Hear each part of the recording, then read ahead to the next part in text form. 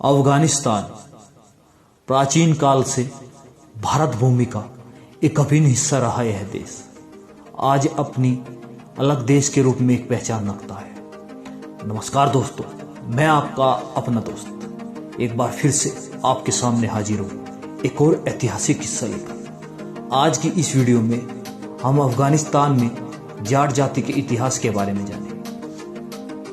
अफगानिस्तान जो कभी भारतीयों तो कभी ईरानियों के अधिकार में रहा।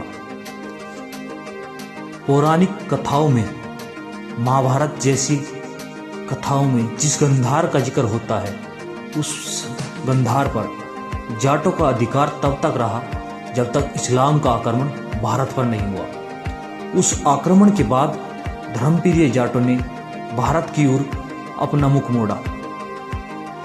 बात चंद्रगुप्त मौर्य के समय की है, जब सौभाग्यसेन यहाँ का राजा हुआ करता था। मिग कुक साहब ने लिखा है, कुछ जाटों ने अपने आप को गढ़गजनी से आया बताया है। यह सही है कि गढ़गजनी का आबाद होना यादव लोगों के द्वारा माना जाता है। कुछ इतिहासकार इस बात को मानते हैं, लेकिन यह सही है या गलत, इसका कोई पुख्ता प्रूफ आज तक नहीं मिल पाया है। और फिर सालवाहन के समय में भारत में जाट वापस लौट आए। इनमें से कुछ पौराणिक धर्म में दीक्षित होकर राजपूत हो गए। शेष ने भटनेर, भटिंडा और पंजाब में कई जाट राज्य स्थापित किए। अफगानिस्तान के पश्चिम में हिरात नदी है, जिसकी वजह से वह पूरा प्रांत हिरात कहलाता है।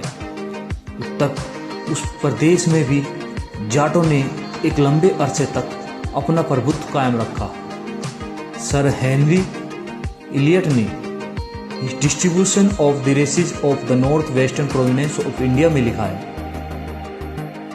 पंजाब के गुजरात के जाट चिनाब किनारे देश को हिरात के नाम से पुकारते थे, क्योंकि उनमें दंत कथा थी कि वे ईरान की हिरात नदी के किनारे रहने वाले थे, जिस वजह से वो पंजाब के गुजरात को हिरात प्रदेश के नाम से बुलाते थे। इन प्रांतों में के सिवा आजकल सिस्तान नाम से भी पुकारे जाने लगा है। वह प्रदेश जिसमें शिव गोत्री जाट राज्य राज करते थे, वह प्रदेश उस समय शिवस्तान कहलाता था। भारत के साथ इन लोगों का भी सभी प्रकार का राजनीतिक सामाजिक संबंध था, और जब कभी भी विदेश आक्रमणकारी से युद्ध करने की नौबत आती, ये अपने सजातीय भाई सिंध के जाटों को याद करते। किस वंश ने कब तक और किस रूप में अफगानिस्तान में राज्य किया, इसके पूर्व विवरण की हमें बहुत सामग्री प्राप्त होगी। अफगानों के संबंध में कर्नल क्वानिंगम ने सिख इतिहास में लिखा है, जाट लोग एक और राजपूत के साथ और दूसरी और अफगानों के साथ मिल गए, किंतु यह छोटी छोटी जाति की शाखा समुदाय पूर्व अंचल के राजपूत और पश्चिम अंचल में अफगान और बलूचों के नाम से अभिहित है।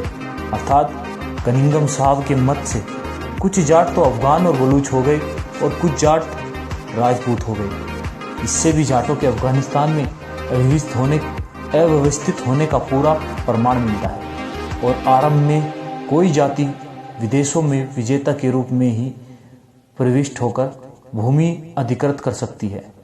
अफगानिस्तान में जाटों के पास जितना भी भूभाग था, वह उपजाऊ और हरा भरा था। आज की वीडियो में यहीं तक। अगली वीडियो में हम बलूचिस्तान का इतिहास जानेंगे। तो आपको हमारी वीडियो कैसी लगी कमेंट करके जरूर बताएं, और अगर आपने अभी तक हमारे चैनल को सब्सक्राइब नहीं किया तो चैनल को सब्सक्राइब करें। धन्यवाद।